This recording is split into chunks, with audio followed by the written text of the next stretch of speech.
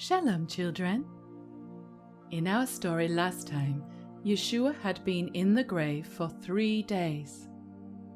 A large earthquake had shook the area, and then a messenger from heaven rolled back the stone which was covering the tomb.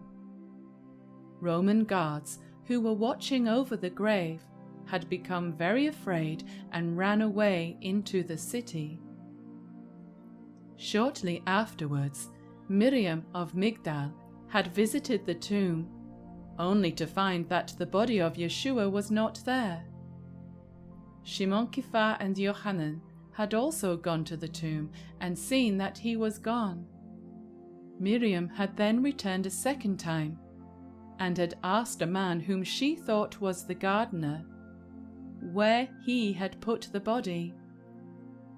When the man had said her name, she recognized him as the Master, Yeshua, who had risen from the dead, just as he told them he would. It was still the first day of the week when 2 of Yeshua's disciples decided to walk the 7 miles from Jerusalem to a village called Emmaus. As they journeyed along, the men talked to each other about all that had happened that week. They were feeling very upset about everything when Yeshua drew nearby and started to walk alongside them on the road.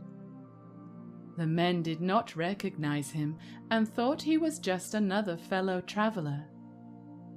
Yeshua asked them, "What is this you are talking about? Why are you both so sad?" One of the men, named Cleopas, spoke up. "Are you the only one in Jerusalem who does not know about the things which have happened over the past few days?" Yeshua replied, "What things?" So they explained to him, saying, "We were talking about Yeshua of Nazareth, who was a mighty prophet in all he said and did. The ruling Kohanim and our rulers delivered him to be condemned to death, and so he was crucified. We trusted him," they said, "to redeem Israel. And now the women who visited the tomb are saying the body has gone." The women said they had seen messengers from heaven who had told them the Master was alive. Yeshua said to them, "O fools, and slow of heart to believe all the prophets have spoken. Was it not prophesied Mashiach was to suffer all these things and then enter into his glory?"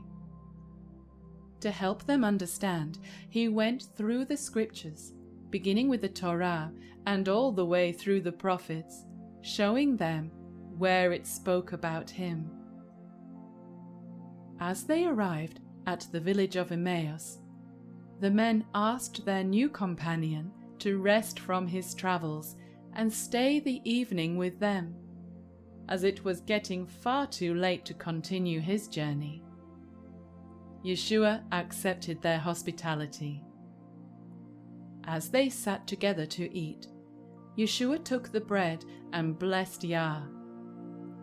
"Baruch atah Yahweh, Eloheinu melech ha'olam, ha'motzei lechem mim ha'aretz." As he broke the bread and passed it to the 2 disciples, their eyes were opened and at once they recognized him. Yeshua then vanished out of sight. The 2 men were astonished and very excited to tell the other taught ones Yeshua was indeed alive. They forgot all about finishing their meal and immediately set off to travel back to Jerusalem. They found the group of disciples gathered together in a room with the door locked. You see, they were all afraid that they would be next on the list to be arrested. After the 2 men were let in, they told the disciples the whole story of how a stranger had accompanied them on their journey to Emmaus, how he had told them all the scriptures that spoke of the Messiah, and that it wasn't until he broke the bread at the meal that they recognized him as being the Master. Whilst they were still speaking about all the events from that afternoon, Yeshua himself suddenly appeared in the room with them. He said, "Shalom Alechem," which means peace be to you. But they thought they were seeing a spirit and were terrified. Yeshua then showed the taught ones the wound marks on his hands and feet. When they realized it was the risen Yeshua stood in front of them, they were filled with great joy. Well, children, we have come to the end of our journey through the life of Yeshua. It is my prayer you have enjoyed this series and have learned a bit more about who Yeshua is and why he dwelt amongst us.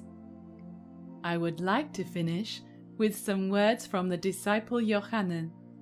After he had finished writing the story of Yeshua's life, he added, "These things I have written, that you might believe that Yeshua is the Messiah, the Son of Elohim, and that by trusting him fully and obeying him completely, you might have life through his name." So, children, until next time, Shalom. The very same God that spins things in orbit